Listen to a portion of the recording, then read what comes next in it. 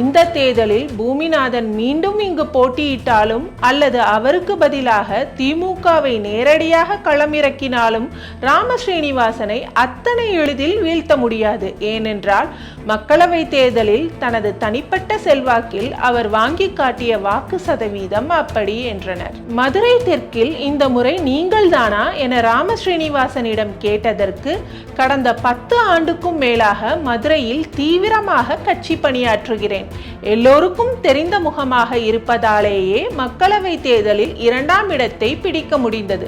பாஜகவின் social engineering work மதுரையில் சிறப்பாக உள்ளது, அதுவும் தெற்கு தொகுதியில் கூடுதல் சிறப்பு.